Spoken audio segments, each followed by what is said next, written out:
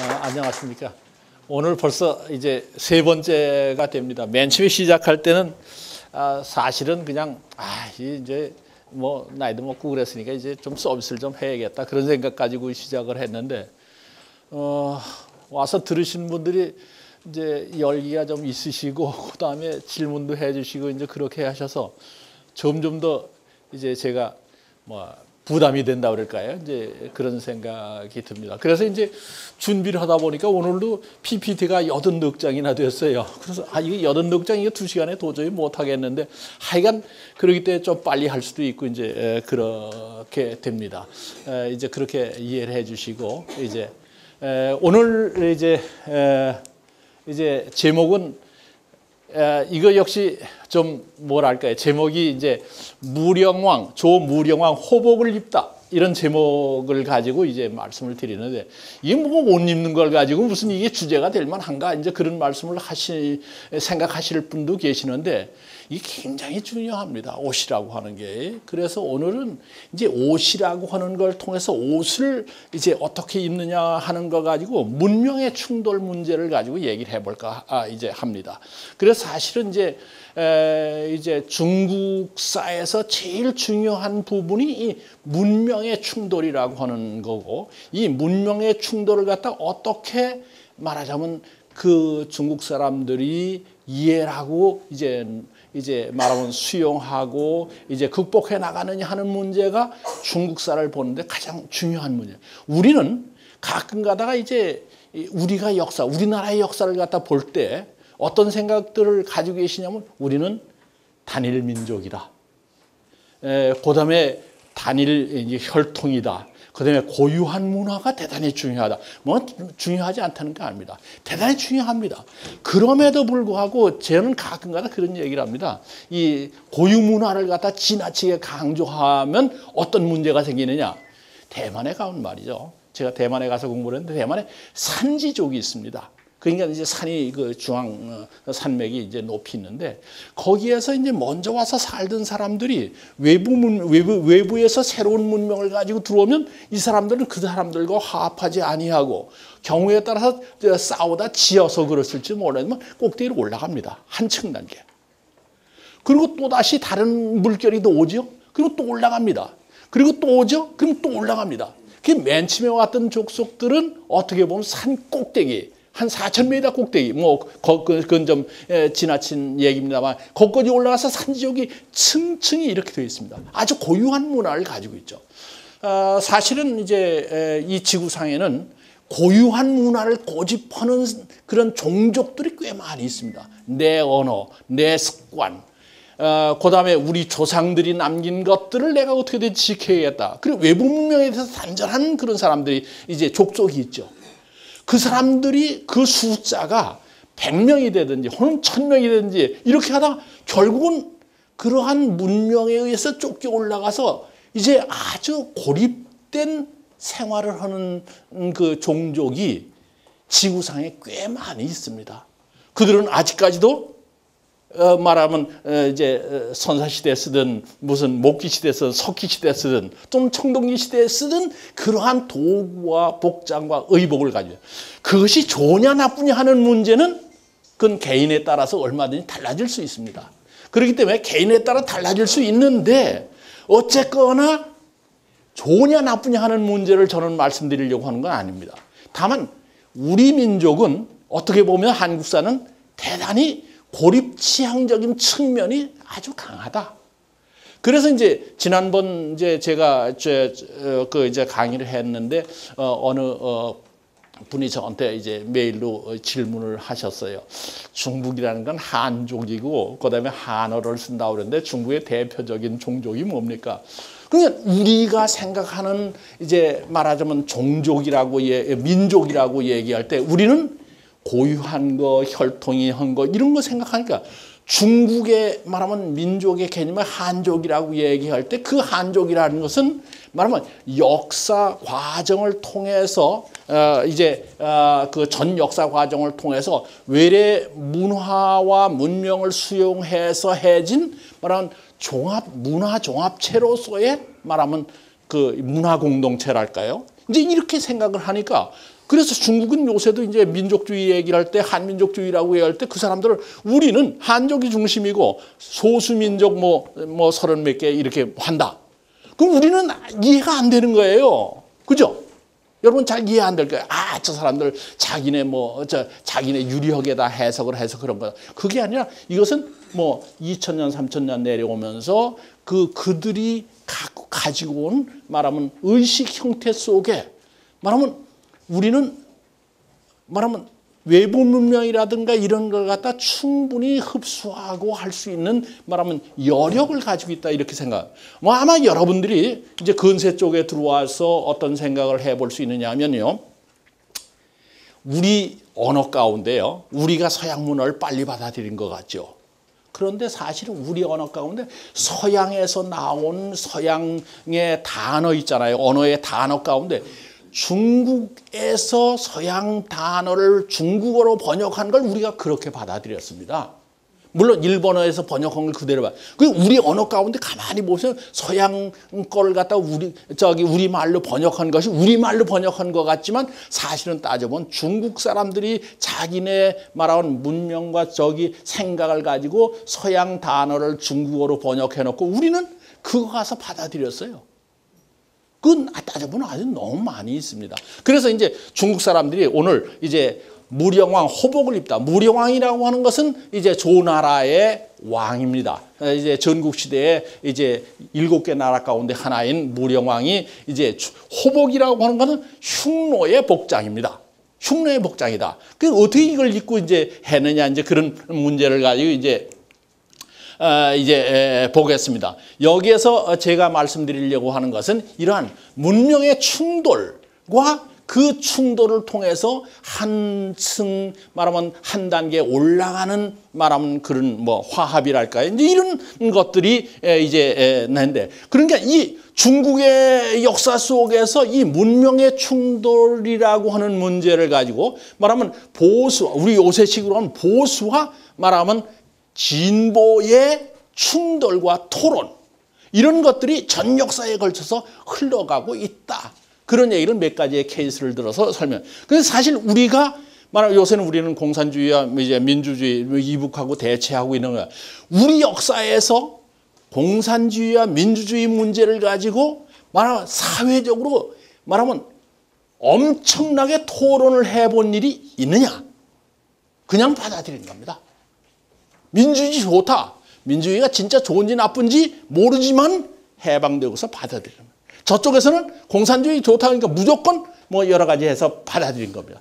그것이 말하면 좋고 나쁜 것이 다 있음에도 불구하고 그것을 가지고 토론을 해본 일이 별반 없는 것 같이 생각이 듭니다. 만약 그 토론하게 되면 정치적 문제가 양쪽에서 다 되죠. 근데 중국에서는 말하면 그런 점에서는 이제 이른바 서양 문명을 받아들일 때 이것을 어떻게 받아들이느냐 하는 문제를 가지고 적어도 이제 20세기 들어오면서부터 이제 해서 계속해서 그 문제를 토론한 것이 벌써 1930년대에 이른바 그런 문제가 토론이 되고 있거든요.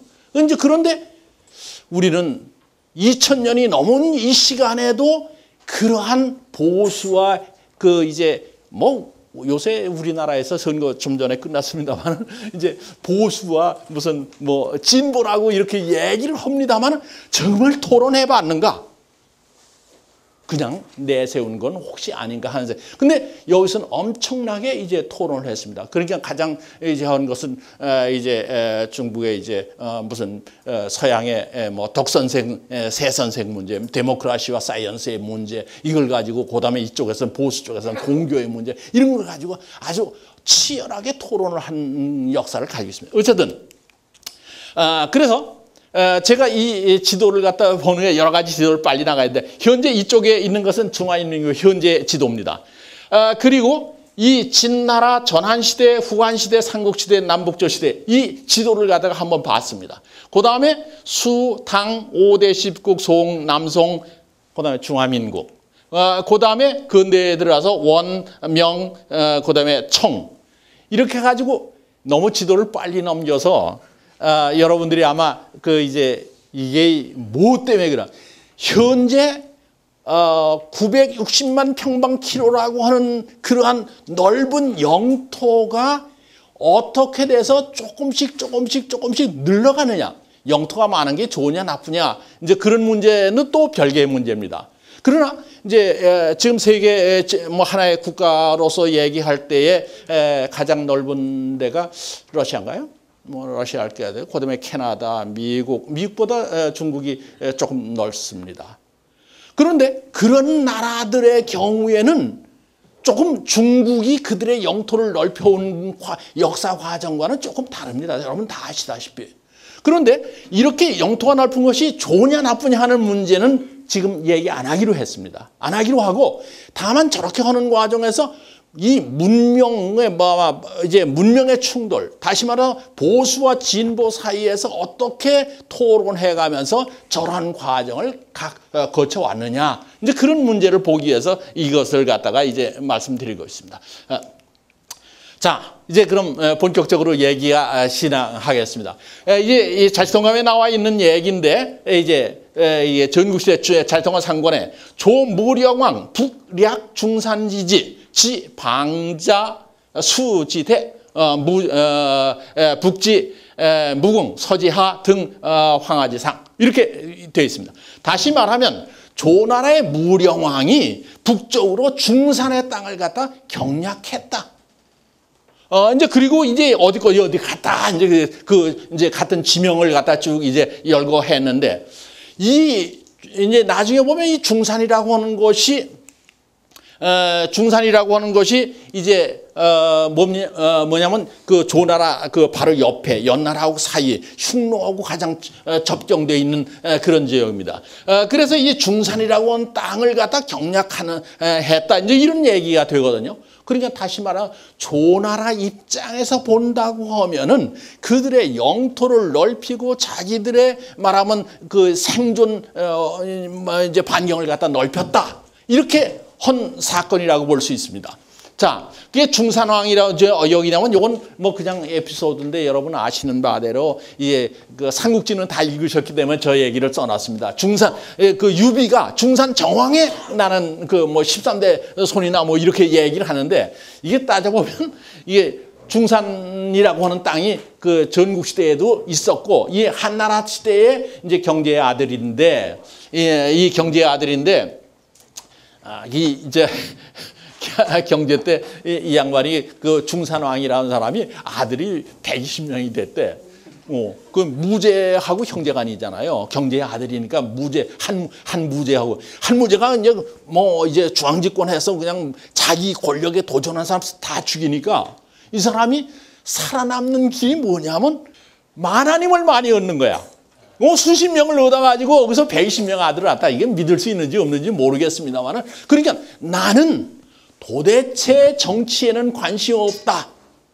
그리고 술 먹고 뭐 이제 이쁜 뭐 돈은 있겠다 왕이니까 와서 이제 이렇게 해서 아들을 많이 했다. 근데 그랬으니까 사실은 이 유비 120명이 이렇게 했는데 어디에 어떻게 퍼져 있는지 이제 알 수가 없죠. 그 다음에 이제 이제 막 죽고 이제 무제 때 그런 관계에서 자 그러면 여기서 보시면 조나라가 여기 있고 그 다음에 그 옆에 중산이 있습니다. 이건 중국 지도인데 이렇게 해서 옆에 있는 땅이고 이것이 전국시대의 상황이죠. 7개의 나라가 있고 조나라 있고 연나라 있고 그 위에 바로 조나라 위에 옆에 이제 중산국이 있습니다.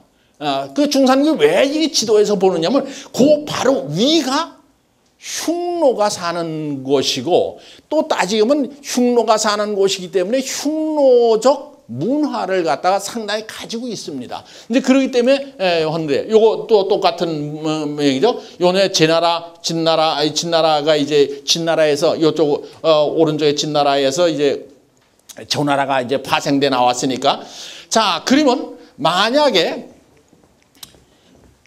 요 진나라가 이제 세 개로 나눠지고 요 진나라가 있고 그다음에 옆에 제나라가 있고 자 그렇게 되면은 조나라의 입장이라고는 어떻게 될 것이냐 한번 생각을 해보면 우리가 보통 이제 완충국이라고 하는 말을 쓰는데 이제 전국시대가 지나서 춘추시대나 춘추시대 이전까지 요 진나라는요 진나라는 여기 이제 황하 있고 여기에 있고 여기 주나라 왕이니까 낙양이니까 이쪽이 하니까 아주 완전히 중원지대를 차지하고 있는 굉장히 강한 국가입니다. 아주 부강한 국가죠. 이제 그런데 이것이 세계로 나눠질 뿐만 아니라 지난 시간에 말씀드리라 철기 문명이 오는 바람에 과거에 야만시했던 진시황의 진나라가 서쪽에서 강하게 나타나고 그다음에 변방에 있는 제나라가 강하게 나타나기 때문에 말하면 중심국에서 완충국으로 돼버리는 운명에 처해있다. 그러니까 사실은 이제 좀 더 우시대로 가면 이제 그 주나라 초기에는 여기가 중심이 아닙니까? 여기가 중심인데 이제 전국시대 철기에 와서 이쪽이 그 진나라가 커지고 그다음에 제나라 커지고 그다음에 지난번에 말하면 여기 초나라가 커지고 말하면 서주 초기에서부터 춘추시대 전까지 말하면 변방이라고 그래가지고 사람 취급도 안 하던 그런 지역에서 말하면 벼랑간에 이쪽이 철기 새로운 문명을 받아들여서 이제 커지니까 진국은 중심국가에서부터 시작해서 다시 말하면 완충국으로 넘어갈 수 있는 위기를 가지고 있는 시기가 바로 이러한 이게 조나라 무령왕 시기라고 볼 수 있습니다. 자, 여기는 이제 더 크게 그렸습니다. 진나라가 있고 그다음에 서쪽에 여기 이제 그 연나라 그 밑에 이제 이렇게 해서 요 중간에 끼어 있게 됐다. 그 조나라가 그래서 아까 이제 읽은 책에 아까 내가 자료를 읽은 것이 이 밑에 조나라의 수도가 한단입니다. 한단에서 쭉 올라가서 저 화양산의 중산국의 도읍이 고성이거든. 여기까지 그 근처까지 이제 갔다. 이제 이런 얘기를 할 수 있습니다.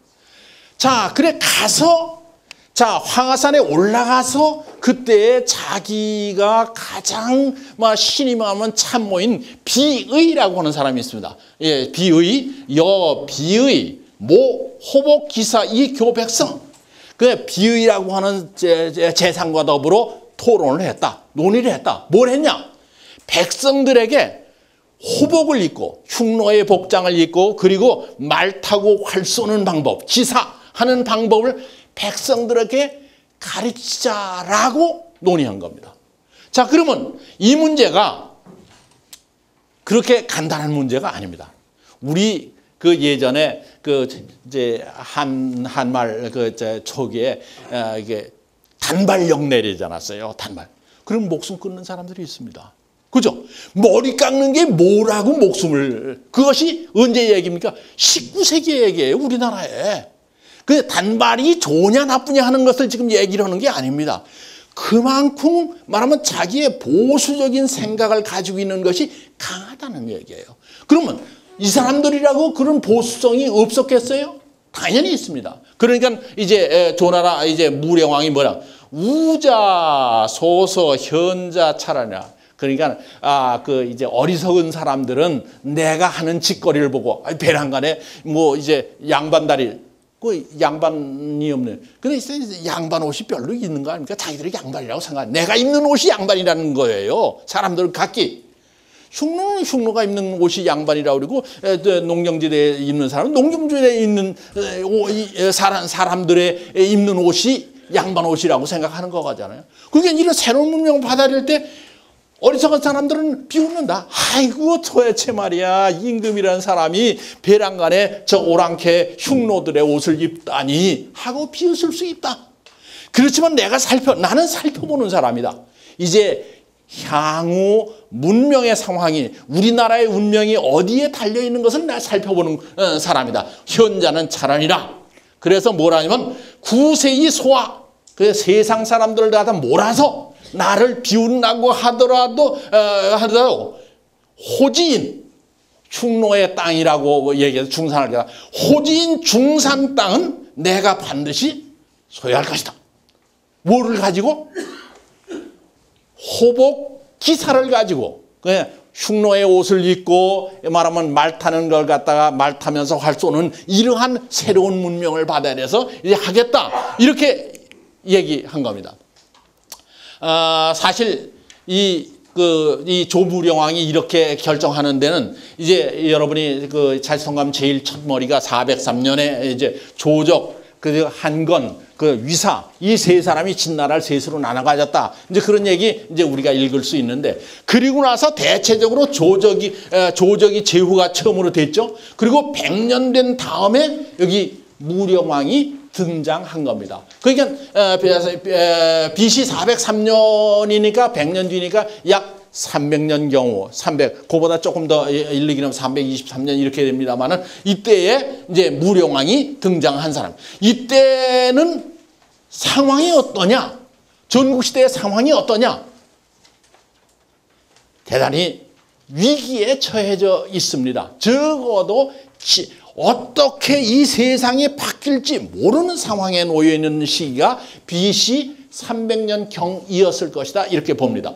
하나는, 첫째로는 뭐냐면 여러분이 합종책과 연형책이라는 말을 들어왔을 겁니다. 합종책이라는 건 소진이라는 사람이 육국이 이렇게 육국, 이 빨간 걸로 이제 그 동그라미 치니까 육국이 단결해서 이제 가장 강한 나라인 진나라에 대해서 대항을 하면은 진나라가 감히 동쪽으로 나오지 못해서 이 육국은 편안하게 살 수 있다라고 생각하면서 소진이 6나라를 댕기면서 설득을 해서 여기에서 말하면 그 이제 동의를 얻어내고, 동시에 육국의 재상이 돼가지고 했다. 뭐 아주 우리가, 근데 그 사람이 재주가 좋다 나쁘다 하는 얘기 아니라 그런 시기가 있었는데, 그 다음에 같은 동문서왕은 장의라고 하는 사람이 이 소진이가 이제 저기 한 다음에 장의가 나타나서 장의가 이쪽에서 활동하다 뭐 안 돼가지고 진나라로 들어가 버렸어요. 진나라 들어가서 연형책이라고 하는 걸 썹니다. 6나라에 대해서 얘기를 뭐라고 하냐면, 네가 강한 진나라하고 대항하려면 진나라하고 잘 지내는 게 좋다. 잘 지내야, 그래도 잘 지냈으니까 너희 나라는 진나라가 그 이제 말하면 공격하지 않을 거다. 그러니 말하면 빨리 진나라하고 이제 말하면 외교 관계를 갖다 틀어서 이제 합치면 좋을 거다. 이런 얘기를 합니다. 그럼 만약 네가 안 하면은 진나라가 너부터 칠 거다. 어떻게 해요? 정말 이 합종책을 믿을 수 있느냐? 이 단결이라는 거예요, 말이죠. 이 연합, 요새도 우리나라 요새도 이제 유엔이 있죠. 우리 단결하자 뭐 어쩌고 해. 그러나 각 국가별로 이해관계가 다르기 때문에 그 정책을 그대로 일사불란하게 넘어가지 않습니다. 그러니까 사실은 이제 소진이 그 합종책을 써가지고 진나라에 대해서 대항을 해서 그 군사가 5나라의 군사가 한꺼번에 모였어요. 이 군사의 실력만 가지면 진나라 다 이기죠. 근데 뭐 다 뿔뿔이 해졌어요. 왜요? 5나라가 이제 모여서 싸우는데, 야, 너 먼저 일선에 나가. 난 뒤에 있을게. 그러니까 말은 그렇게 안 해도 서로 뒤로 빼려는 게, 왜 내가 더 손해를 보느냐? 앞장서 나갈 나라가 하나도 없어요. 그러다가 앞장섰던 나라가 뻥 이제 망하니까 어이구 난 모르겠다. 다음. 그러니까 사실 소진의 합종책이라고 하는 것은 이론적으로는 근사한데 실제적으로 각국의 이해관계를 가지고 따지는 바람에 이것이 자꾸 깨져버리니까 장의의 연형책이라고 하는 것이 먹혀 들어가는 거예요. 야, 우리 단결하기로 하니까 네가 배반했잖아. 그러니까 난 살 길이 없어. 진나라하고 말하면 진나라하고 교섭해서 화의를 해야 돼. 이렇게 되는 겁니다. 그러니까 사실 우리가 국제관계에도 요즘도 이런 문제가 사실 상당히 우리들에게 시사하는 바가 큽니다.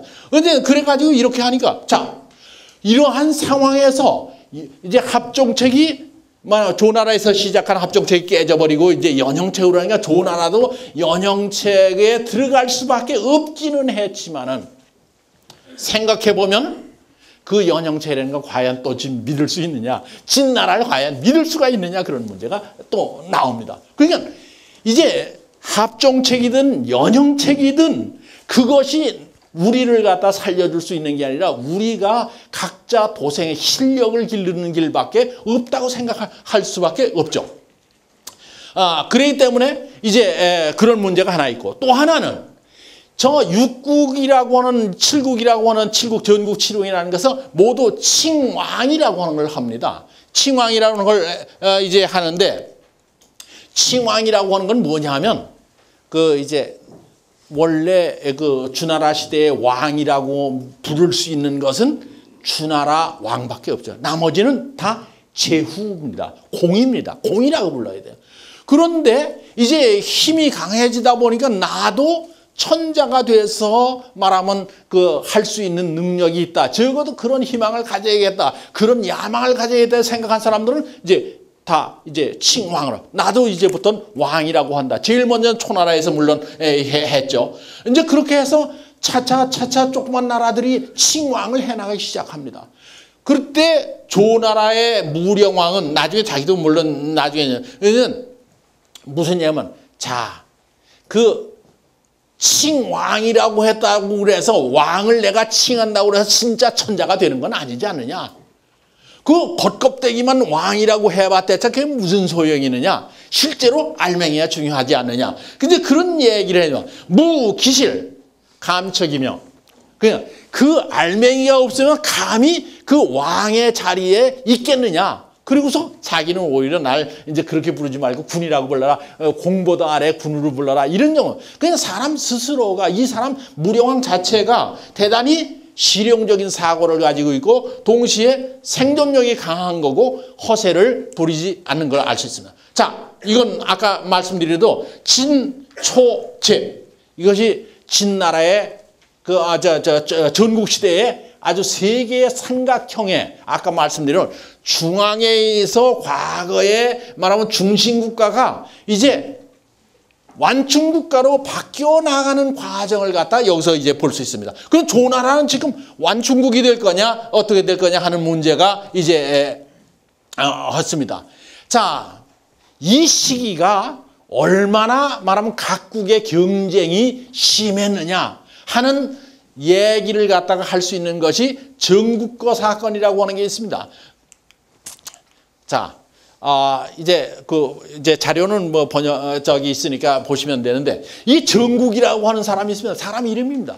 정국이라는 사람인데, 이 사람이 뭐냐면 수리 기술자예요. 그러니까 요새 토목공사 뭐 이런 거 하는 거 있죠. 수리, 댐 쌓고 뭐 그런, 그때 그 기술자. 이 사람이 BC 3세기형 이제, 그 한나라의 그 당시의 세계적인 그 이제 아마 당시로서는 아마 그랬으리라고 저는 보는데, 그래서 정국이라고 하는 사람을 갖다 이제 생각을 했습니다. 한나라. 자꾸 진나라에서 옆에 있는 한나라를 갖다 치니까, 아유, 저 진나라를 갖다 피폐해서 힘들게 해서 말하면 그 이제 약하게 만들어야겠다. 돈만 있으면 약하게 되는 거잖아요. 그러니까 이게 뭐 이제 각 이웃 나라하고 얘기할 때에 간첩을 보내서 돈을 많이 쓰게 하는 그런 정책을 가끔 쓰는 것이 이제 역사에 보면 나옵니다. 그러니까 겉으로는 너희 나라를 위한 척하면서 실제로는 이제 못 쓰게 만든 뭐 이제 그런 거죠, 간첩이. 그래서 이제 정국이라는 사람을 보내요. 그래서 정국이라는 사람이 진나라에 가서 뭐라고 얘기하냐면, 야, 이렇게 하면 여기다 댐을 이렇게 막고 하면은 여기에 새로운 땅이, 농사 지을 수 있는 땅이, 진나라 산악지대니까 농사 지을 수 있는 뭐 몇십만 결이 나타난다. 자, 그러니 이거 좀 하자. 그러니까 얘기를 들으니까 군사에 그래 하자. 그래서 이제 공사를 시작해서 한 중간쯤 갔는데 들통이 났어요. 간첩으로. 진나라 잡았어. 잡아 죽여야죠. 그래서 정국이 이런 얘기를 합니다. 난 기술자인데 그러지 말고 이왕 시작하는 한 끝까지 보이면 여기서 얼마나 말하면 경제적 뭐 이제 성장이 나타날 거냐. 여기서 또 그 농사를 지면 얼마나 많은 수확이 올 거냐. 그러니 나 죽이는 것보단 그게 낫지 않느냐. 이런 얘기를 해서 그래. 그럼 받아들여. 그래가지고 이걸 받아들이고 요것이 이제 여기 경수가 있죠. 밑에 그 함양 진나라 도읍이죠. 함양 땅이 있고 그다음에 여기에 위수, 요쪽이 이제 황화 저의 낙수. 그 다음에 그 사이에 경수와 낙수 사이에 이걸 갖다가 운하를 팝니다. 운하를 파가지고 여기에서 여기에 이제 저기 이제 전국고 맨 처음에 시작한 터라고 하는 기념 저기 있고 이 밑에 있는 것들이 밑에 있는 이제 그 전국고를 이제 발굴해 가지고 그 어떻게 전국고를 갖다 전국이 말하면 이제 댐을 만들어 가지고 이거 했느냐 하는 걸 갖다 이제 이제 옆면도를 갖다 그려 놓은 걸 볼 수 있습니다. 자, 그러니까 이 시기에 그렇게 각국 간의 경쟁이 한편은 약화시키려고 그러고 또 한편은 그걸 역이용해서 부강하게 만들려고 하는 이러한 움직임이 있는 거죠. 자, 그런데 아까 이제 호복 얘기입니다만은 이거 이제 무령왕이 조나라는 아까 얘기했던 지도에서 보시다시피 맨 꼭대기 쪽에 있는 흉노와 장기적인 대치를 하고 있기 때문에 거기서 흉노들이 쓰는 전쟁을 하는 바람에 서로 죽이고 살리고 하는 전투를 하는 바람에 흉노가 어떻다고 하는 것을 배웁니다.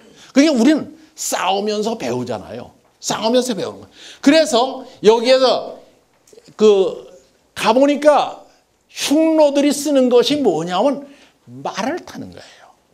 말 타는 문제를 또 얘기하면 저긴데 말을 타는 거예요. 말을 타고서 거기에서 이제 전쟁을 하는 거예요. 그게 뭐 중국에도 이미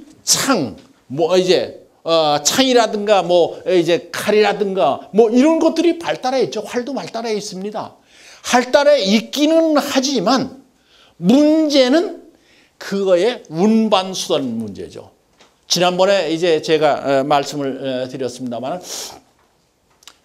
첫 시간에 그런 얘기는 20세기, 21세기에 들어오면서 제일 먼저 뉴욕타임스에서 이제 1000년 동안 가장 위대한 역사적 인물이 누구냐 그렇게 얘기할 때 이제 징기스칸을 꼽았다 그런 말씀을 이제 드렸는데 징기스칸이 무엇을 가지고 그렇게 세계를 제패했는가? 뭐냐면 이른바 몽고 제국이라고 할까? 이제 이런 걸 건설할 수 있어요. 속도입니다.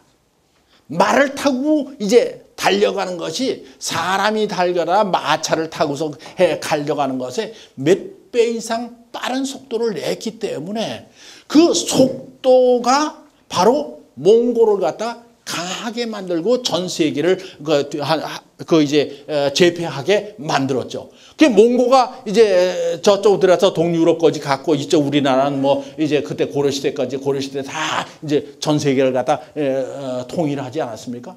통일했는데 그 우리나라 입장에서야 그 몽고놈들 반에 들어와가지고 우리나라 이제 부마국으로 해서 이게 그 역사에서 그냥 아주 그냥 나쁜 놈 같이 얘기를 하죠. 우리 입장에서 당연히 나빴죠. 우리한테 이제 해가. 그런 지배자는 비슷한 거예요. 그런데 하여간 그것이 그 힘이 어디서 나오냐면 속도에서 나온 겁니다. 지금 세계가 지금 움직이고 있는데요. 움직이는데 무엇이 말하면 가장 강한 무기입니까? 속도입니다. 지금도 역시 속도입니다. 지금 속도가 없이 전쟁을 할 수 있겠습니까? 경제 상황이 될 수 있습니까? 정치를 할 수 있습니까? 안 됩니다. 지금 얼마나 빨리 속도를 내가 갖느냐 하는 겁니다. 지금 사실은 제일 커다란 문제가 물리학에서는 블랙홀이라고 하는 문제예요. 이게 무엇과의 전쟁입니까? 블랙홀 문제. 지금 빛의 속도를 말하면 따라잡을 수 있느냐 없느냐 하는 문제고 빛의 속도를 따라잡으면은 뭐가 됩니까? 시간이 거꾸로 돌아가잖아요. 물리학에서 아주 가장 커다란 현재 관점입니다. 그러면 시간이 거꾸로 돌아가서 이제 하는 거. 이 물리학 제가 물리학 좀 책을 좀 읽어봤더니 그런 얘기죠. 그게 지금 결국은 빛까지 소리를 돌파한 거는 얼마나 돌파했습니까? 지금 이제 비행기가 간다. 마하 4, 마하 6 가잖아요. 소리는 여기서 여보세요 하고 하는데 이 소리는 1초 동안에 340m를 가잖아요. 비행기는 마하 6 같은, 마하 2 같으면 비행기는 1초에 680m를 가죠. 그렇잖아요? 마하 2니까. 그러니까 여보세요 하고 비행기 타고 딱 가면 저쪽에서 1초 있다가 여보세요 소리가 그때 가서 들을 수 있는 거예요. 우리는 여기서 얘기하고 저기 가서 못 들어요. 못 듣죠? 그건 우리는 속도가 없기 때문에 그렇습니다. 그렇죠? 그러니까 이제 이러한 문제가 바로 속도의 문제인데 이 속도의 문제. 그러니까 따라서 무령왕이 이것을 본 거예요. 이것을 본 거예요. 아, 말을 타는구나. 속도가 있구나. 우리는 농경문화에 아무리 좋은 무기를 가져봤댔자 안 되는구나. 그래서 이 흉노라고 하는 것은 사람과 말이 함께 움직이고 말은 사람보다 훨씬 빨리 간다. 그래가지고 인마합일. 그러면 기동성이 있고 속진이퇴. 빨리 나갈 수 있고 급하면 물러가고. 그래서 중국 사람들 역사책에 보면 흉노라고 하는 족속들이 어떤 족속이냐. 그리고 이제 비난 비슷하게 써놓은 얘기가 있습니다. 뭐라고 썼냐면 그놈들은 지구 도망가는 걸 창피하게 생각하지 않는다. 우리는 그 부끄럽게 생각하죠. 내가 죽으면 죽었지 물러나는가. 이것이 아주 용감한 사람으로 알고 있는데 흉노는 뭐라고 써있냐 하면 그 사람들은 물러나는 것을 창피한 것으로 생각하지 않아. 무엇이 더 창피하냐. 죽는 거죠. 죽는 거잖아요. 아무리 뭐 저기 하더라도 우리가 살아가지 않는다면 살아남아 있지 않는다면 소용없는 거 아닙니까? 그래서 이 흉노에 아 저렇구나. 이제 그 속진 빨리 나가고 이퇴 빨리 물러가는 족속이다. 비난할 수 있고 비웃을 수도 있지만 그러나 이것이 생존 전략이고 또 흉노가 우수하다는 것을 갖다가 이제 이 무령왕이 이제 하는 겁니다. 자, 보세요. 자, 이게 과자, 한자의 과자고 이거 이제 무기들입니다. 혹시 삼국지를 읽으시다가 이제 뭡니까? 이 장비가 장팔 3호를 띄었다. 이런 얘기들. 그거 혹시 어떻게 생겼는지 이제 그냥 장팔 3호는 다 아는데 그게 어떻게 생겼는지 혹시 짐작하십니까? 장팔이란 말은 이 키가 대충 일장이라고 얘기합니다. 그리고 이제 팔은 이 일장의 팔부. 그러니까 이제 장팔이면 내 키에 약 뭐 100거지는 안 돼도 저거지 가는 거죠. 그래서 이제 여기 절에 가시는 분들도 계신데 이게 이제 부처님의 모습이 장팔 뭐 이렇게 하는 게 있습니다. 장육전, 장육전 이런 게 있습니다. 그게 뭔지 몰라요. 이제 장육전이라고 왜 있는 거야? 그건 아는데 왜 장육전일까? 키가 한 장이거든요. 그리고 한 장 6분. 그래서 부처님의 크기가 장육이라는 거예요. 한 장 6초라는 거예요. 그게 장팔 3호라고 하는 것은 이 길이가 이제 제가 이제 1m 70 정도 되는데 만약 한다면 이제 한 3m 정도 되거나 2m 50 정도 되거나 그리고 이제 사니까 뱀처럼 이렇게 돌돌 말린 거다. 이제 그리고 모는 이제 창이다 그런 말이거든. 여기 장팔 3호 제가 이제 해놨습니다만. 그러니까 사실 이렇게 긴 무게를 가지고 하는 것이 저기로 하는데 이런 무기는 농경지대에서도 사용할 수 있고 흉노들도 사용할 수 있습니다. 똑같이. 다만 농경지대인 중국에서 못하는 것이 속도가 안 된다는 걸 안 겁니다. 자, 보세요. 말을 타고 쏘는 사진이고요. 자, 이거 말 타고 이 장팔 3호를 가지고 아마 그린 것 같아요. 이 그림이니까 뭐 사진은 아니고 이거 그림이고 활 가지고 쏘고 이렇게 하는 거죠. 자, 그러면 이러한 말이라고 하는 것은 사실 어느 정도의 전력이 있느냐.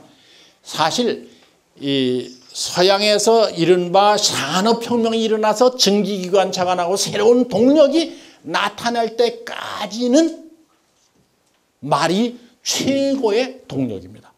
요새 우리 자동차도 몇 마력짜리야? 이렇게 묻습니다. 몇 마력짜리냐? 얘 말 한 마리가 끄는 힘을 갖다가 마력이라고 얘기하거든요. 그럼 몇 마력짜리냐? 너 100마력짜리다. 그럼 말 100마리가 끄는 힘으로 자동차가 나간다는 뜻이죠. 그러니까 그만큼 말이라고 하는 것이 속도감과 힘을 상징하는 얘기라고 볼 수 있습니다. 그러면 이것이 말하면 산업혁명 전까지 말인데 그 무령왕이 BC 3세기에 벌써 말의 중요성을 깨달았다 이렇게 볼 수가 있죠. 아주 대단한 선각적 저기를 갖다. 그러면 이제 전쟁을 갖다 이제 급한 문제는 전쟁을 하는 문제인데 전쟁에서 이것을 이용하지 하면은 우리가 적어도 흉노에 대해서 대항할 수도 있고 뿐만 아니라 말하는 중원 지역에서의 각축전이라고 하는 것도 우리가 상당한 우위를 가질 수 있다라고 평가한 거죠. 자, 보세요. 자, 조나라가 삼각형으로 되어 있는데 그 위에는 전부 빨간 걸로 한 것이 이것이 북쪽에 있는 이른바 유목 쪽입니다. 유목 쪽입니다. 자, 무령왕이 여기에서 말 타는 걸 배웠습니다. 자, 지난 시간에는 이제 어떤 말씀을 드렸냐면 만리장성이라고 하는 말씀을 드렸습니다. 그래서 이것이 뭐 이제 자연적인 조건에 의해서 15인치 등우선과 일치한다든 이런 이것은 뭡니까? 이것은 뭐예요? 문명의 단절입니다. 인위적 단절입니다. 그렇잖아요? 문명의 인위적 단절이에요. 이건 어떻게 보면 보수성이죠. 내 걸 지켜야겠다. 너 들어오지 말고 나도 안 가겠다. 이것이 보수적 경향에 나타나는 것이 이 장성이라고 하는 걸로 농경지대와 유목지대를 갖다가 갈라놓는 겁니다. 그런데 무령왕이 물론 이 이후에도 장성이 계속 남아있기는 합니다만은 또 그다음에 명나라에 와서 다시 쌓아놓기는 합니다만은 그러나 이미 장성이라고 하는 것이 더 이상 인류 문명을 갖다 이제 단절시키나 격절할 수 없는 사고가 이때부터 시작된 것이라고 볼 수가 있습니다. 자, 그러면 무령왕 이후에 뭐가 나타납니까?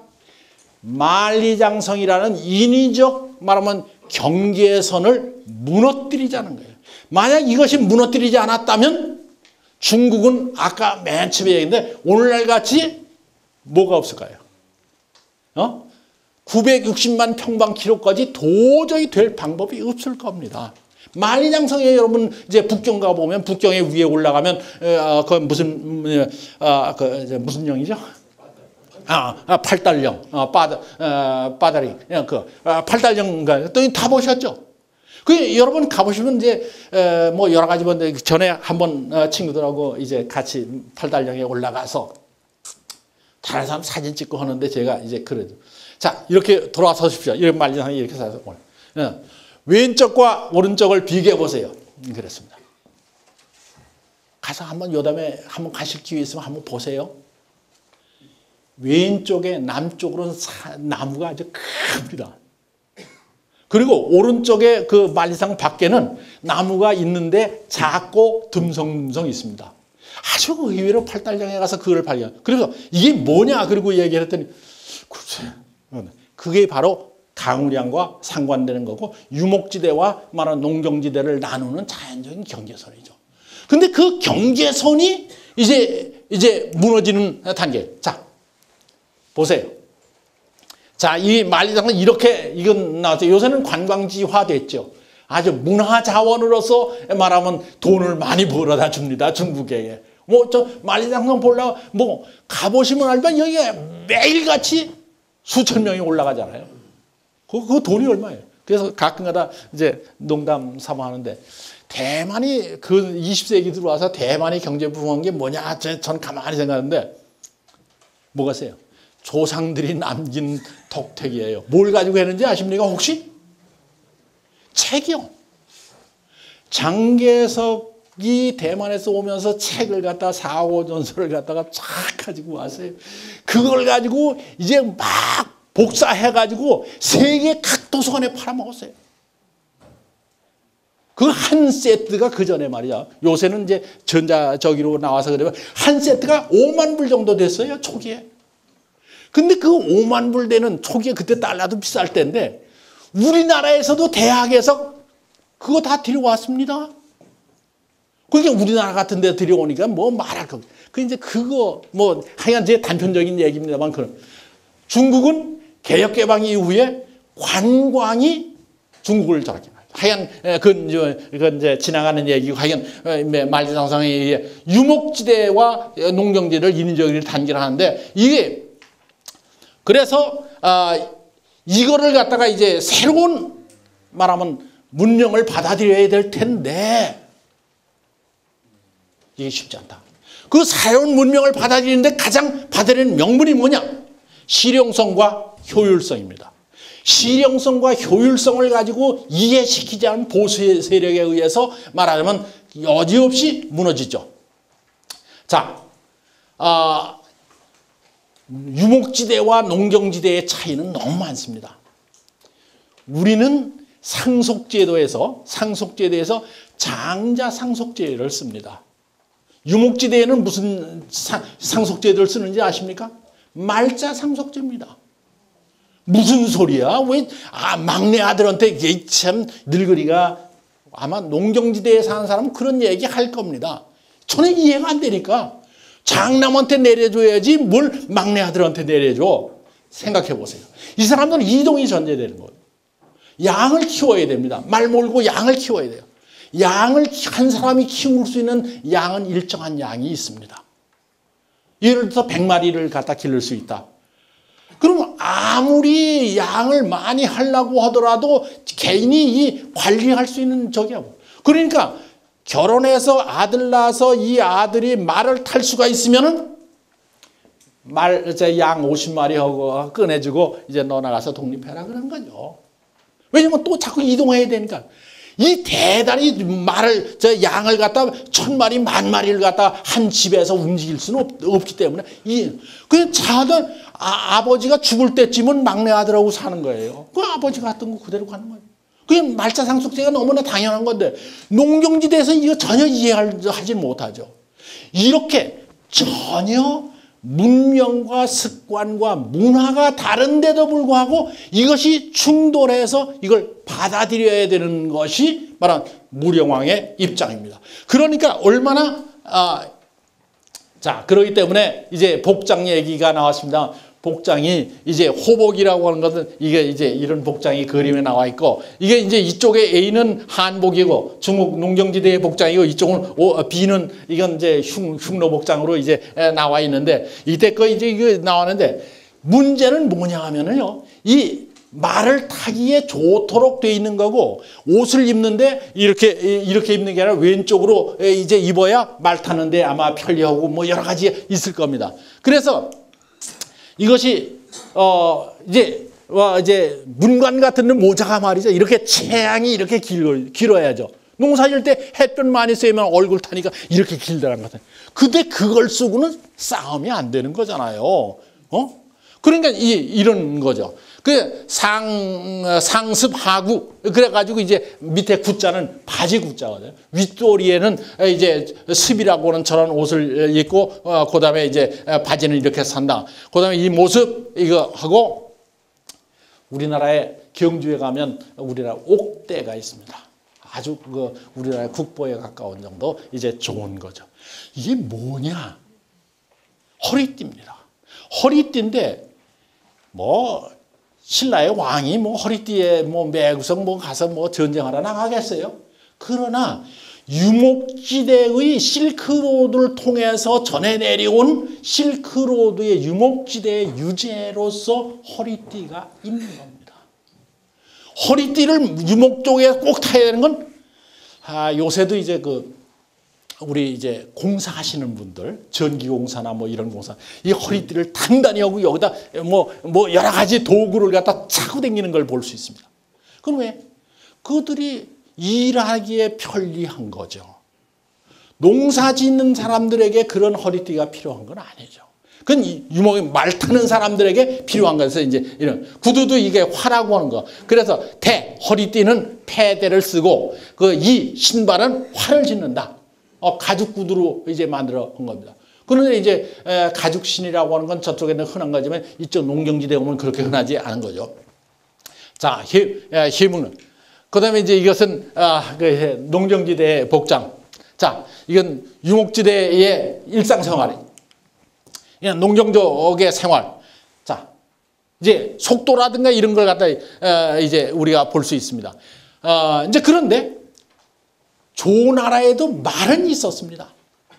말은 있었는데 그때 중국 사람들이 말을 갖다 어떻게 썼냐면 이렇게 전차로 해서 수레를 만들어서 수레를 가지고 움직이는 거예요. 그러니까 이 수레가 갈 수 있는 장소와 그 말 하나 갈 수 있는 데와 수레가 갈 수 있는 데 다릅니다. 그렇기 때문에 말을 쓰더라도 유목지대에는 기마, 말을 타는데 농경지대에서는 말로 하여금 수레를 끌게 만드는 거다. 그런 차이가 납니다. 기동력이 전혀 다르죠. 그래서 이제 이게 말이 있다고 하더라도 그것을 어떻게 쓰느냐 하는 문제까지 이제 본 겁니다. 이거는 이제 좀 이제 프린트가 돼 있으니까 이제 읽어보시면 묵돌이라고 하는 저 아주 험한 이제 흉노의 추장인데 이걸 갖다가 이제 명적이라고 하는 걸 이제 화살을 쏘면 소리가 삥 나는 거 있잖아요. 그걸 가지고 말하면 자기를 따라다니는 사람을 갖다가 이제 훈련을 시켜가지고 결국은 자기 아버지를 쏴 죽이고 자기가 그 선우가 되는 사람이죠. 아주 험한 사람이 나중에도 나옵니다만. 이 묵돌 때문에 그 이제 한 나라를 통일했던 유방이 그 이제 이 7일 동안이나 산에 갇혀서 죽을 동하고 살아났습니다. 겨우 이제 그 누굽니까 장량인가요? 장량이 그 이제 진평, 장량이 진평입니다. 진평이 그러지 말고 이제 흉노의 부인이 연지거든요. 그 황후를 갖다 연지라고 얘기해요. 흉노에서 연지에게 좀 뭘 좀 갖다 주고서 이거 좀 그가 설득시켜서 그래서 이제 그 저 묵돌이 그 이제 그래 해가지고 겨우 대동이라고 대동 요새 따퉁 가보신 분도 계실 거예요. 거기에서 겨우 풀어나서 그만큼 이 흉노라고 하는 건 강합니다. 이거는 이제 그래서 그 다음부터는 이 험한 이제 한나라 흉노를 갖다가 어떻게 처할 거냐. 그 다음부터는 이제 한나라에서는 화해 정책을 씁니다. 저쪽에서 공주 시집 보내라. 이 흉노가 야, 너 나라 공주 시집 보내. 맨 처음에는 무슨 소리야. 그래도 시집 보내라. 왜냐하면 시집 보내는 것이 흉노와 말하면 평화적으로 살 수 있는 길이기 때문에 신하들이 그렇게 권고합니다. 근데 그 괜히 기분 나쁠 거 아니에요, 황제가. 황제 거기까지 못 봐. 신하는 뭐라고 하냐면 그 보내세요. 달래는 거죠. 황제를. 뭐라고 달래요? 가서 흉노 가서 하면 여기 그래도 한나라에서 시집 온 공주인데 거기서 이제 연지 황후가 될 거고 거기서 난 아들은 그다음에 이제 외손자가 될 거고 외손자가 나중엔 선우가 될 건데 외손자가 할아버지를 하겠습니까? 또 그리고 저 현재 시집 보내면은 말이야 결국은 이제 흉노의 선우는 사위인데 사위가 장인 뭐 이제 치겠습니까? 그러니까 이렇게 해요. 물론 뭐 이것은 이제 정략적으로 결혼. 그러니까 얼마나 흉노하고 말하면 이제 말하면 잘 지내지 않으면 안 된다고 하는 것을 한나라 유방 때도 아는 겁니다. 그래서 이제 중국은 조나라 무령왕 이후에 흉노의 새로운 문명을 수용하게 되는 거다. 이제 그래서 중국의 말하면 문명이 새로운 한 단계 이제 달라지는 단계로 들어가는 거 아닌가 이렇게 얘기를 할 수가 있습니다. 그런데 이러한 좀 빨리 진행해야겠습니다. 이런 이제 받아들이는데 이 보수 세력의 반대에 부딪힙니다. 그거는 무령왕의 뭐 삼촌쯤 되는 사람이 조성이라고 하는 사람이 있는데 이게 나 호복 못 입겠다 그예요. 호복 문화 못 입겠다. 이거 뭐냐면 당시에 그 이제 무령왕의 삼촌이기 때문에 조성이라는 사람이 또 상당히 당시의 정치적 세력도 이제 가지고 있는 사람입니다. 그 사람을 보냈어요. 그랬더니 뭐라고 얘기하면 무슨 소리냐 말이야. 오랑캐가 우리한테 와서 배워야지. 우리가 어떻게 오랑캐한테 가서 배운단 말이냐. 말도 안 되는 소리 하지 마라. 그리고 백성들을 다 싫어한다. 그런 얘기를 가지고 이제 반대를 하는 얘기입니다. 이거 이제 이 무령왕의 보수세력의 대표로 이런 얘기를 하는 겁니다.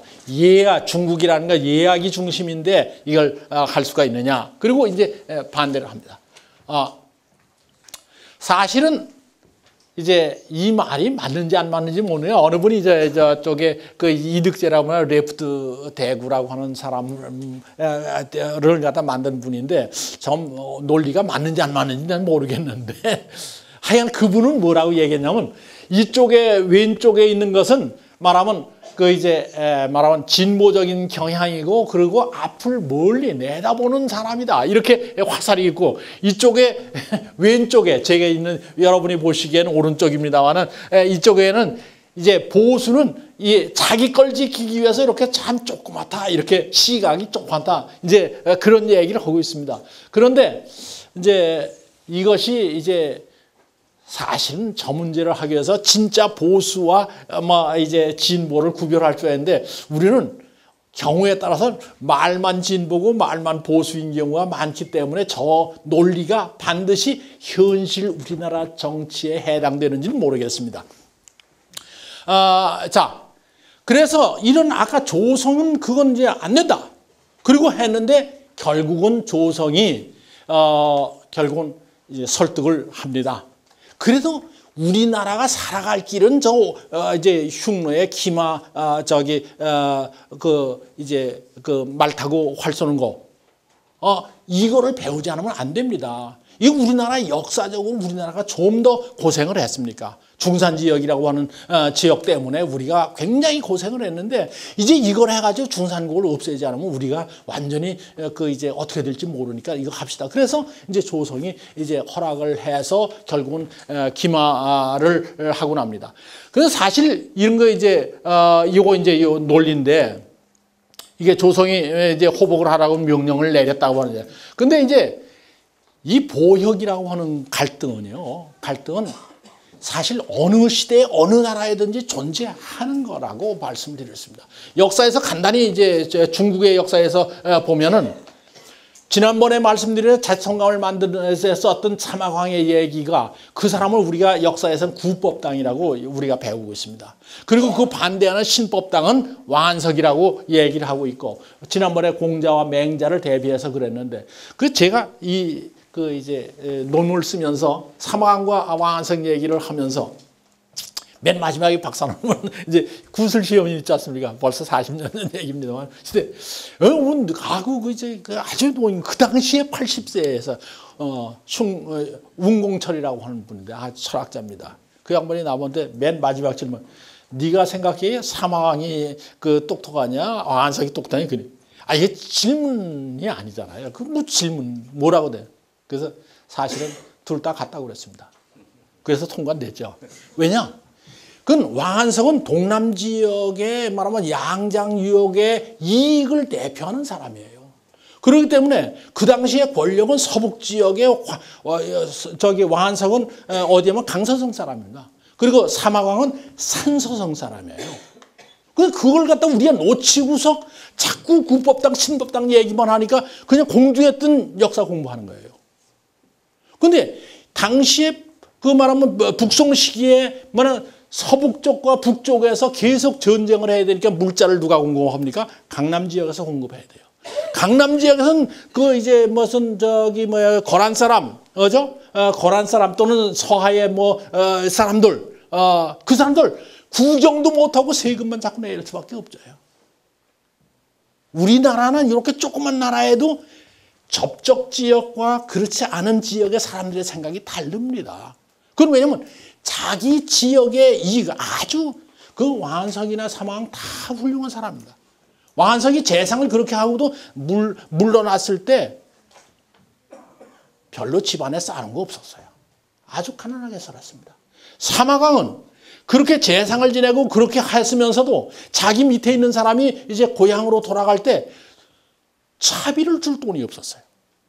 그 아주 대단한, 개인적으로는 굉장히 말하면 그 이제 참 청렴한 사람이고 저기한 사람인데, 그러나 이 사람들이 이렇게 극단적으로 대립할 수 있었던 것은 그 자기가 있는 이해관계, 그것은 저쪽을 이해하지 못하는 게 아니고 그것은 자기가 아주 순수한 입장에서 생각을 해도 사마왕은 자기 입장이 맞는 거고 왕한성은 자기 입장이 맞는 거다. 이제 이런 얘기를 해서 이제 할 수 있는데, 그것은 아편 전쟁 이후에 나와도 마찬가지죠.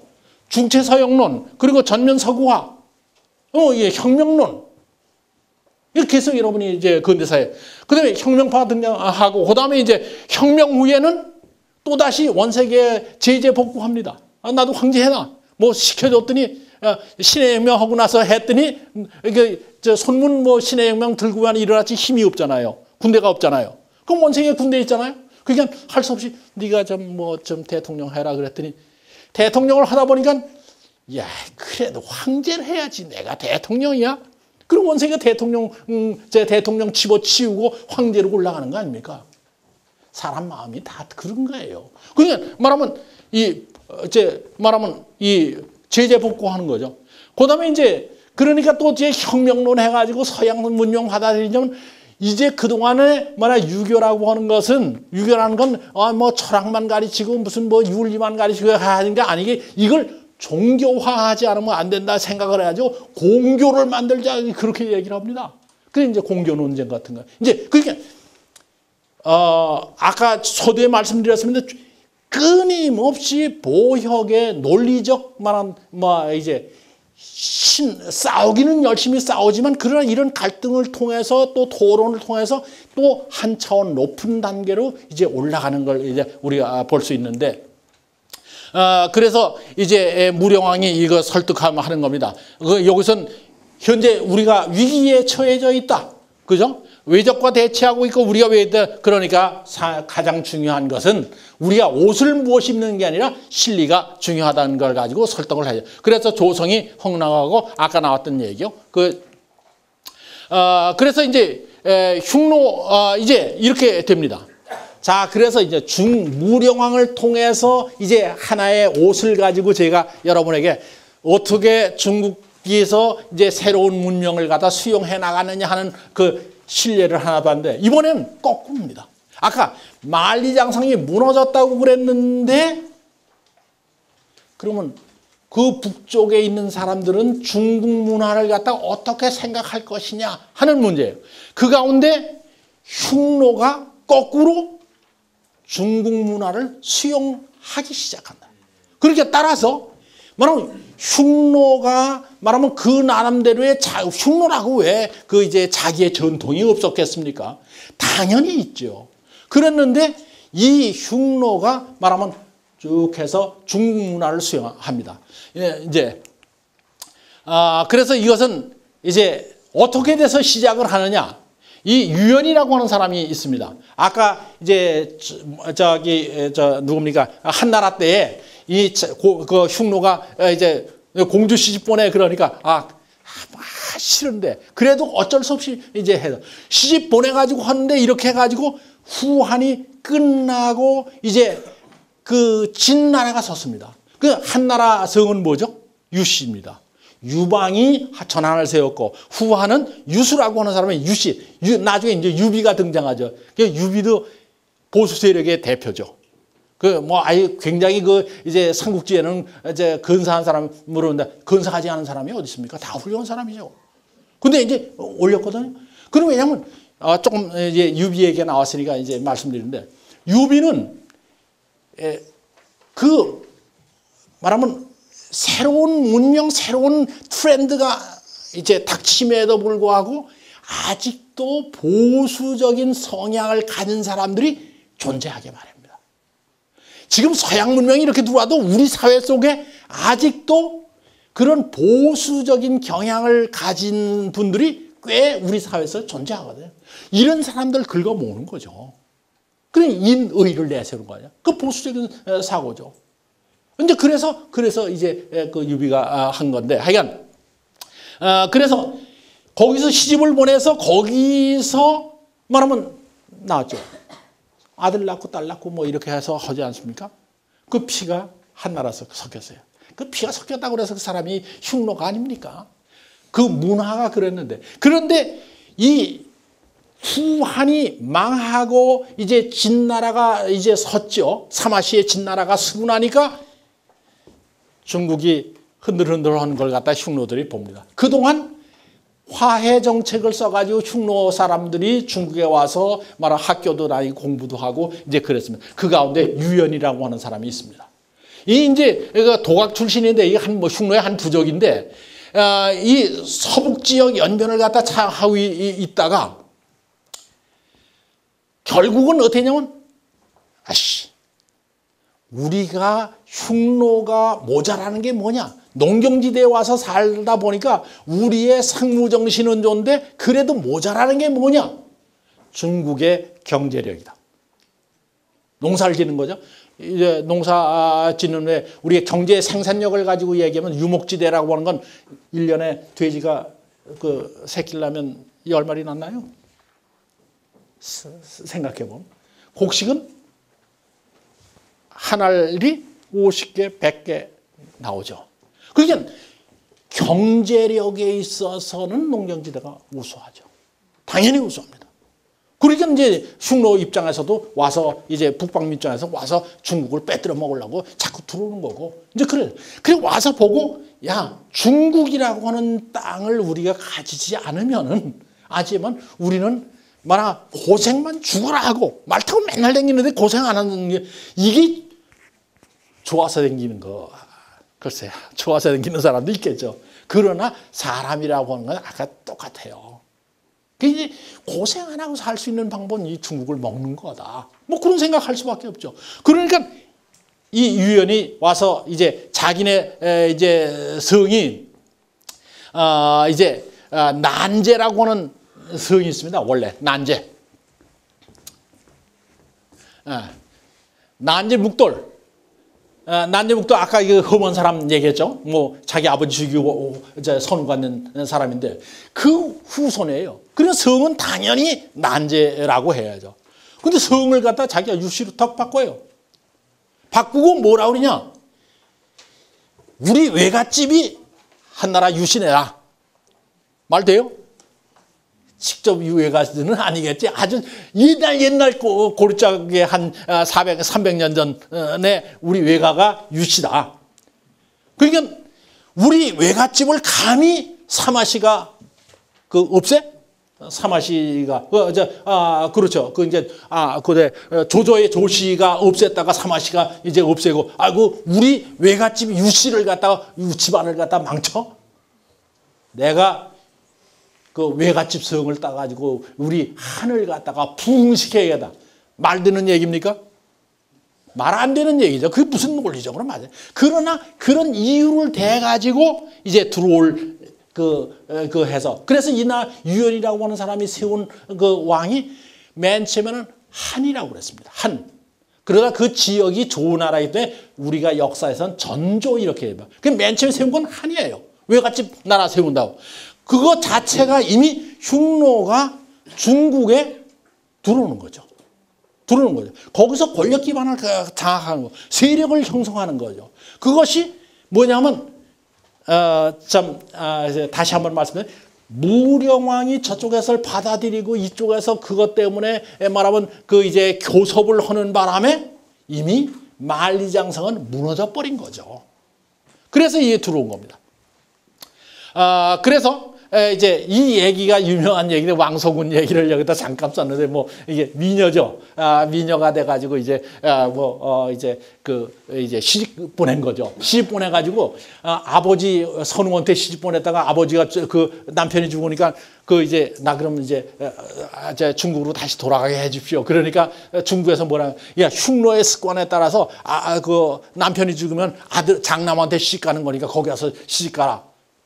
우리 이해됩니까? 아버지한테 갔다가 그 이제 우리식으로 하면 이제 그 어머니인데 어쨌든 어머니 뻘인데 거기 가서 또 달라요. 그게 이제 왕소군의 얘기가 이제 아주 그 비련같이 중국에서는 그려놓고 있습니다만은 이것이 말하면 유목문화와 농경문화의 사이에서 나타난 비극이라고 얘기를 할 수 있죠. 어쨌든 왕소군의 얘기, 왕소군 노래까지 있습니다. 그래서 그 유목민이 농경문화를 갖다 수용해 나가고 있는 걸 갖다 이제 우리가 볼 수 있습니다. 그래서 여기에서 이제 그 얘기, 이게 유연의 모습이 그림으로 이렇게 나와 있어서 유연, 그다음에 이제 유연에 있었던 좌국성이라고 하는 것에 이제 저기입니다. 그래서 이 흉노가 윈남북조 시대를 통해서 쭉 장성을 넘어서 내려오죠. 이른바 우리는 5호 16국이라고 얘기를 하죠. 5호는 자 흉노, 여기 흉노가 차지하는 노란색, 그 선비족, 이제 그 탁발선비, 탁발치의 선비족, 이제 그 우문선비와 탁발선비 둘로 나눠지죠. 그 다음에 있죠 노란 부분에 아주 조그만 갈족. 그다음에 저 강족, 저쪽에 요새 중국 서부 지역에 있습니다. 이렇게 이제 다섯 왕조가 이게 저족, 저 양장 남쪽, 황하 저쪽 서쪽으로 이제 아마 요새도 중국을 여행해서 저쪽 서부나 남쪽으로 내려가면은 그 이제 강족이다, 저족이다, 우리는 고향이다. 그래서 거기 가면 이제 민속 뭐 노래도 해주고 춤도 해주고 그러죠. 보셨죠? 그럼 가보면 그 종족 들이 그대로 유지되고 있는 걸 보십니다. 근데 이 사람들이 중국에 내려오는 거예요. 그래서 이쪽에 낙양이까지 내려옵니다. 그런데 이 사람들이 아까 얘기대로 이제 중국 문화를 갖다 지배할 거냐 수용할 거냐 하는 문제예요. 근데 이제 대체적으로 이제 수용해 나가고 중국의 제도를 그대로 수용해 나가고 있습니다. 자, 그래서, 이 흉노가 이제 본격적으로 이제 남하를 하죠. 그래서 이제 이쪽에, 연연산이라고 하는 데서 북흉노가 있고 이쪽으로 내려오고 이렇게 내려옵니다. 자, 위쪽에는 이제 북방민족이 파란 걸로 했고 이쪽에 아까 얘기했던 이제 유연의 전조, 그다음에 석씨가 만드는 후조 그 뒤를 이어서 이렇게 되는데, 자 이것도 선비족과 중국과의 이제 5호 16국에 나눠진 건데, 자 문제는 어디에 있느냐? 이제 그다음에 이제 탁발씨가 이제 선비족 가운데 탁발씨 선비족은 우리나라 역사하고도 상당히 밀접한 관계를 가지고 있습니다. 가지고 있는데 우리나라 역사에서는 그 떼넘거리고 역사에서 취급도 잘 안 해주죠. 우리 혈통이 우리는 백이민족이 단일민족이고 어떻게 우리 양반인데 떼놈인 선비족하고 우리가 뭐 관계가 있어? 이렇게 얘기하는 경우가 있습니다. 어쨌든 이 선비족이 중국에 말하면 북방을 갖다가 통일을 해나갑니다. 근데 문제는 뭐냐 하면 이 통일했을 때에 중국 문화를 본격적으로 받아들인다고 하면 수도를 그 원래 수도가 평성인데 그걸 낙양으로 옮겨야 되겠다.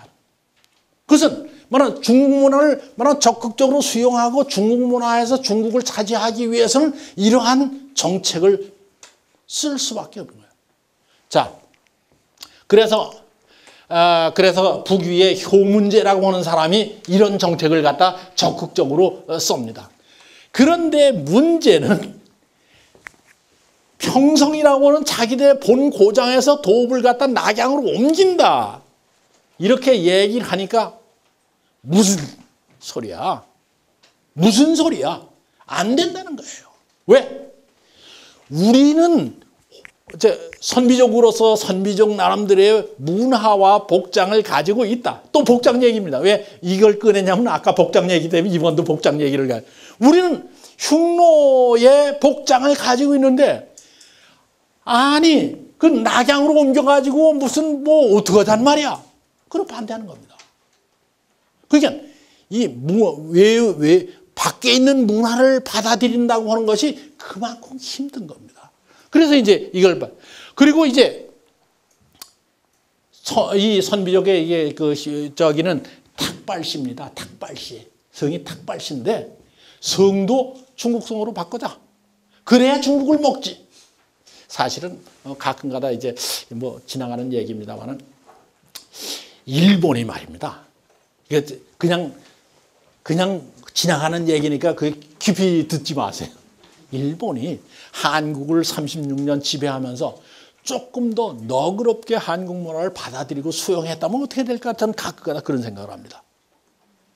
아마도 이제 그런 생각을 합니다. 근데 일본 또 남의 나라 비하하면 안 되는데 이 수용력이 좀 적습니다. 왜? 섬나라에서 쭉 살았기 때문에. 물론 서양 문화를 받아들이는 쪽은 이제 빨리 받아들이긴 했습니다만은 아무리 봐도 외의 문화에 대한 수용력이 아주 이제 참 더딘 거 아닌가 그런 생각을 할 때가 있고 또 그만큼 사람이 툭 트이지를 못했습니다. 좀 툭 트이면 그래? 오늘부터는 너도 그런 거 있지 않습니까? 며느리 들여보세요. 며느리 들여가지고 말이야 시간 피다른 건데 말이야 그냥 부려먹잖아요. 이것도 내 딸이다. 이렇게 생각하면 얼마나 좋겠어요. 근데 그렇게 못하. 일본을 보면서 가끔가다 그런 생각할 때가 있습니다. 제 느낌이 맞는지 어떤지 모르겠습니다만 하여간 그래서 이 북의 효문제라고 하는 사람은 이제 여기 한나라 복장 한어로 선비 자기들이 쓰는 언어를 갖다가 한어로 바꾸자. 왜? 지배하기 위해서. 중국을 먹기 위해서 그렇게 할 수밖에 없다. 그다음에 낙양 이제 뭡니까? 북위에서 선비족들이 이게 귀족들 가운데 자 이제 낙양으로 그러니까 나 따라가자. 따라가기 싫죠. 왜? 자기가 살던 데가 좋잖아요. 그러니까 따라가기 싫으니까 인센티브를 주는 거죠. 그래서 오늘부터는 이제 낙양으로 전도하는 사람의 이제 여기는 이제 상당히 인센티브를 말하면 호족을 갖다 주고 뭐 어쩌고 저쩌고 이제 해가지고 합니다. 이제 이렇게 해서 하는데 사실은 이 효문제가 이렇게 하는 데는 사실은 그 어머니인 말하면 여기에 누굽니까? 풍태우라고 하는 사람의 영향이 컸을 것이다 이렇게 봅니다.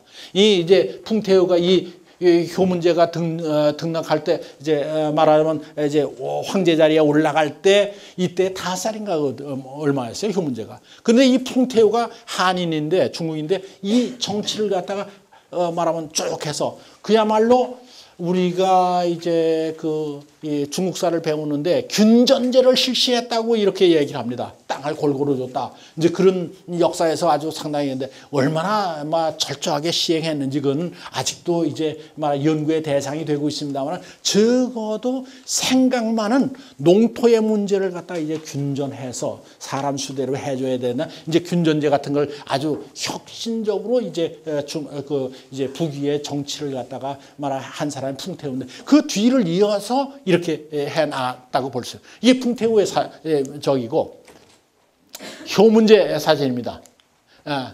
자, 그리고 이제 이 효문제가 자기의 성은 나는 원래 탁발시인데 성을 바꿔야 되겠다.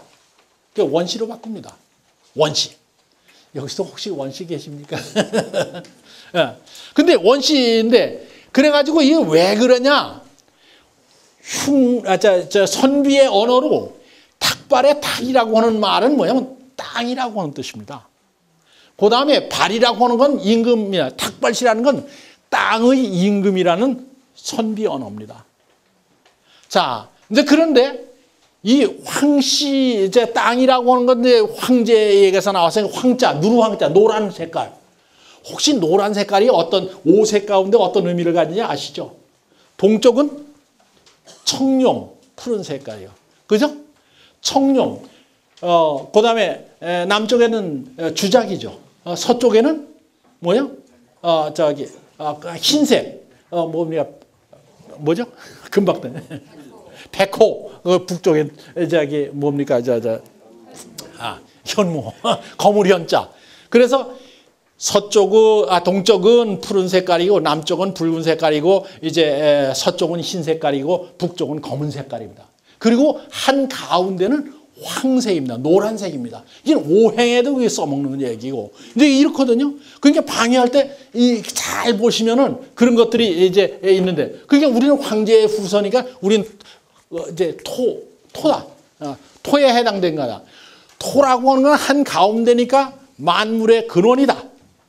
만물의 근원이니까 우리 성은 당연히 그러면서 으뜸원자 원시로 해야 된다. 그냥 보고 바꾼 게 아니에요. 논리적으로 이제 그걸 갖다 이렇게 했습니다. 그래서 이 원시를 갖다 이게 원시로 바꿔라. 안 바꾸겠다는 사람도 나오죠. 그리고 이제 뭐라면 성을 갖다가 이제 아주 귀족들 이때의 그 성을 바꾼 그 일람표를 보면요. 지금 여기는 몇 개 이제 안 나왔습니다. 이 표를 가지고 조그만 성이 바뀌어진 거는요. 한 40, 50개 되는 것 같아요. 내가 일일이 세워보지는 않았는데. 그러니까 말하면 흉노나 선비나 저족이나 갈족이나 이런 사람들이 전부 중국 문화를 갖다 수용하는 겁니다. 근데 이제 중국 사람들 입장에서는 뭐냐면 우리가 문화가 우스우니까 그걸 갖다 우리가 이제 받아들였다. 이제 우리가 교화해서 이랬다. 그것은 이제 중국 사람들의 논리가 뭐냐면 춘추 시대에 이제 좌전 같은데 보면은 우리가 나아가서 이 이적들을 갖다가 교화해서 중국으로 만들어야 되겠다. 그런 논리가 있습니다. 어쨌든 그걸 가지고 근데 이렇게 그건 논리적으로 이렇게 얘기하든지 저렇게 상관이 없어요. 결과적으로 선비족들이 정말로 받아들이기 어려운 그런 이것을 갖다 이제 받아들이고 있다. 그래서 이건 전도하는 계책, 이게 잘성하면 하면은 그 수정 천도직에 전도의 계책을 세웠다 이런 얘기예요. 자, 그런데 말하자면 낙양천도라고 하는 것이 아까 얘기했는데 그렇게 쉽지 않았다는 거예요. 먼저 얘기는 요거 먼저 얘기하고 그쪽으로 얘기를 하겠습니다. 제일 먼저 반대한 사람이 누구냐면 태자야, 태자. 아무리 생각해도 자기한테 내 이거 낙양으로 가서 해라. 그래서 이제 옷도 이제 중국의 복장을 입어라. 그렇게 얘기를 하니까 그 아버지가 이제 하는 거죠. 아들이 이제 원순이라는 사람입니다. 그 아버지가 성을 원으로 고치라고 그랬어요. 원순인데 이 사람은 원래 학문을 좋아하지 않았는데 몸이 비대해서 이 더운 지역에 도대체 가고 싶지 않았다. 그래서 북위의 효문제가 의관을 갖다 내려 오늘부터 이제 그 중국 복장을 해라. 내려주니까 뭐라면 원수는 항상 공식적인 데는 이게 아버지가 내려준 걸 안 입을 수가 없죠.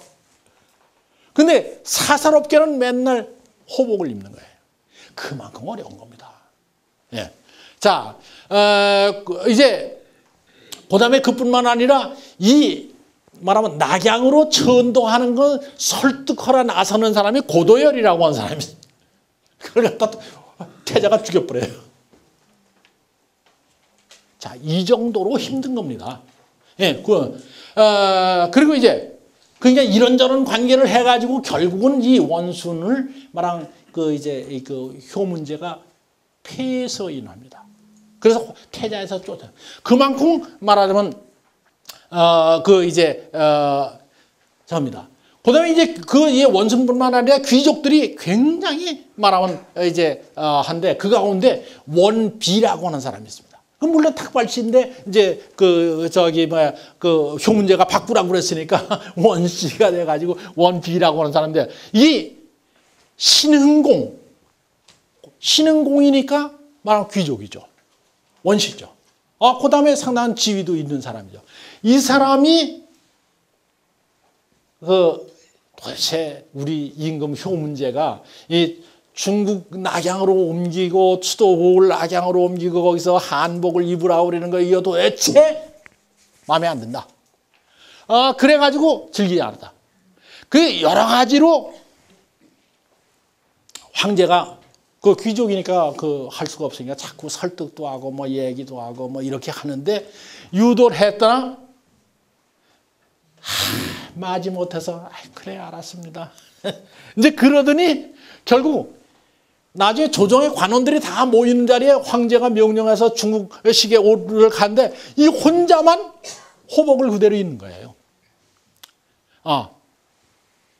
그 붉은 옷을 입는 거예요. 그 다음에 하여간 이렇게 하는 거예요. 나중에는 이 사람도 결국 처형할 수밖에 없었겠죠. 그렇잖아요? 처형할 수밖에. 그래가지고 이제 호복을 그 이제 반대자 처형을 그 신문화에 대한 뭐 결단이라고 얘기할까 이제 강제라고 얘기해야 될까 이런 거. 이것은 그랬는데 낙양으로 옮겼는데 아직 평성을 중심으로 한 세력들이 선비족이 남아있는 거예요. 그 사람들은 어떡합니까? 그래가지고 이 사람들이 반란을 일으킵니다. 이거 육진이라고 하는 6개의 진인데 이 그림으로 보시면 저 꼭대기 쪽에 6개의 진. 네, 사람들이 반란을 일으켜요. 자기네 나라에. 왜? 말하면 어느 쪽을 갖다가 이제 진보 세력이라고 어떤 쪽을 보수 세력이라고 그래야 될지 모르겠지만 적어도 낙양으로 옮기려고 하는 사람을 진보 세력이라고 새로운 문화를 갖다 받아들이는 진보 세력을 본다면 그대로 남아있는 것이 좋다고 생각하는 선비족은 보수 세력에 보세요. 그런데 도읍을 평서에서 낙양으로 옮기는 거죠. 그리고 선비족의 중요한 것이 이제 이쪽으로 내려오죠. 내려오죠. 내려오니까 여기서 이 사람들이 반발해서 반란을 일으키는 이제 그림을 갖다 이제 보여. 그러니까 말하면 아까 조무령왕이 말하면 그 이제 흉노에 복장을 해입다 그럴 경우엔 조성이라는 사람이 반대를 해가지고 이걸 설득해가지고 뭐 해서 간신히 했는데 이 북위에 뭡니까 이제 효성 황제 때는 중국 문화를 수용해야 우리가 중국에서 우리가 좀 더 편하게 후손들이 살 수 있다고 하는데 새로운 문명을 받아들이는데 반란까지 일으키는 상황에 빠졌다. 그런데 어쨌거나 이 반란 진압되고 이제 그것 때문에 반란 세력과 내려온 세력 사이에 국가가 갈라집니다. 서위와 동위로 갈라져요. 이 계통을 보면 그렇습니다. 여러분 말하면 이 받아들인다는 게 새로운 문명을 받아들이는 게 이렇게 이제 어렵다는 것을 갖다 이제 볼 수 있습니다. 그래서 이제 마지막으로 이제 우리가 이제 문명을 받아들이는데 중국이라고 하는 게 어떤 거냐? 선비의 이제 북조 계통의 그 이제 북위에서 이제 그 북위가 나중에 서위 동위로 해서 동위를 갖다가 없애고 그게 서주 북주 북제 이렇게 나눠지거든요. 그 뭐 연표 보시면 그러다가 이제 그 북주 계통이 북제를 갖다가 없애고 그것이 언루연결부 수나라로 연결됩니다. 그래서 수 문제 얘기할 때 혹시 텔레비전 보시다가 만화님한테 그냥 꼼짝도 못하는 얘기 들어보셨죠? 보셨어요? 안 보셨어요? 그게 북위계통의 귀족의 따님이거든요. 그러니까 수양제는 만화님 덕택에 거기 거기서 남자라고 해서 거기서 황제가 된 것뿐이에요, 사실은. 그러니까 우리가 역사를 갖다 보면은 그 세력이 맹맥하게 이렇게 뭐 남자 편으로만 계산하니까 그러지 여자 편으로 계산하면은 그렇게 되는 겁니다. 그 우리나라 연속국에도 그 지난번에 어떤 걸 보니까 나오던데 그렇게 되었어요. 그런데 그 수를 이어서는 당나라 요 선비계통의 피가 맹맥히 흐르고 있습니다. 자, 그래서 그러면 이제 우리가 생각하는 한국식의 중국민족이 뭐냐? 혈통 가지고 얘기를 한다면 물론 이 북이 사람들, 북이가 내려왔다고 하더라도 거기서 결혼 관계를 맺고 어쩌해서 한족이 많이 남아있습니다만 적어도 그 가운데 상당히 많은 분은 남쪽으로 피난을 가지고 진나라로. 그 진나라가 이제 피난 갔다가 진나라서 그다음에 그래 송제 양진으로 남조가 내려가잖아요. 왕조가 바뀌잖아요. 그래서 맨 마지막에 진나라가 이게 이제 베풀진자, 묵을진자 진나라, 그가 결국 수나라에게 먹혀들죠. 그게 사실 통일한 것은 북방계 통해 저기에서 이제 통일했다고 볼 수 있고, 이걸 엄격하게 한족 순수한 쪽으로 얘기를 한다면 그것도 싫다 그러고 중국을 벗어난 사람들이 있습니다. 그걸 갖다 우리는 객가 이렇게 객가족 이렇게 얘기합니다. 그러니까 우리가 중국을 볼 때 우리식으로 혈통주의를 가지고 얘기한다면 중국은 이해 안 되는 거죠. 이걸 전부 수용해 나가는 거다. 이제 그렇게 얘기를. 그래서 요거 이제 당대가 아시아 문화의 저수지라고 하는 얘기를 했는데, 사실은 이 얘기를 하기 위해서 그 전에 아직 이제 정년하기 전인데 우리 학교의 음악 대학의 교수님이 학장이 나보고 중국의 음악에 관해서 논문 하나 써주세요. 여보, 내가 무슨 음악을 어떻게, 나 음자도 모르는 사람이야. 그랬대. 그래, 당신밖에 할 사람이 없으니 어떻게. 그래가지고 이제 뒤졌습니다. 뒤졌는데 재미있는 건요, 음악이 수당돼 와서 세계 통일을 합니다. 세계 통일이라고 하는 말은 뭐냐 하면 중국의 음악만이 아니고 중국 주변에 있는 모든 나라의 음악이 한꺼번에 통일돼서 이것이 9부악, 9개의 음악 장르로 바뀌어난 것입니다. 그리고 그것이 하나 더 첨가해서 10부악까지 나가요. 근데 그 9부악이라고 하는 건 뭐냐면, 연악은 원래가 청상, 그 다음에 서량, 서쪽이죠? 그 다음에 부남, 월남 쪽이죠? 고려, 우리 고려죠? 그 다음에 구자, 저쪽 실크로드에 있는 쪽이죠? 안국, 저 밑에 있는 쪽일 겁니다. 그 다음에 소록, 이것도 실크로드에 있는 나라고, 강국도 실크로드.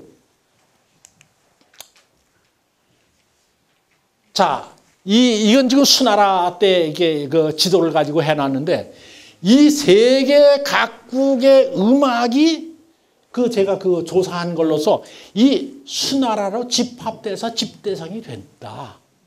어디 나라? 고려 음악까지.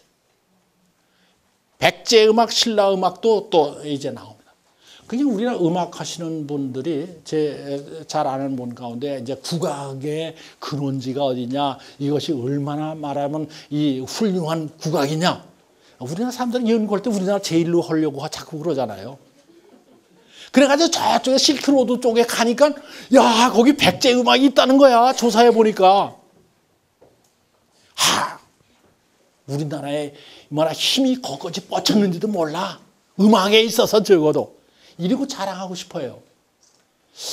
그래서 그 토론 시간에 제가 그게 아니고, 당나라가 수나라가 연못이다. 그래서 당을 중심으로 한 그 지역이 그 주변에 있는 문화가 몽땅 그쪽으로 들어왔다가 또 거기서 배워가지고 나간다. 그럼 우리나라의 음악을 하는 사람이 또 저쪽에 실크로드 저쪽에 있는 음악이 우리나라 들어왔다고 또 한참을 우리가 거기 가서 뭐 해왔, 이런 얘기 들으셨죠? 안 들으셨어요? 음악 하시는 분들한테 한번. 열심히 연구하는 분이 가서 현장 답사해가지고 그런 얘기를 하십니다. 그런데 그 아시아 문화를 이해한다면 중국으로 수나라를 모이고 당나라를 모입니다. 모든 문화가 모여요. 그리고 거기에서부터 또 사방으로 퍼져나가는 거예요. 그래서 이것이 왕래가 돼서 문화적 교육, 만리장성이 무너지고 그리고 아세아 센터가 돼가지고 하는 거예요. 그렇기 때문에 이제 이러한 문화가 아시아 문화가 형성되는 거죠. 그러니까 우리가 중국 문화를 받아들여서 뭐 어쩌고 하는 거예요. 그게 아시아 문화권 속에 들어가 있는 겁니다, 우리가.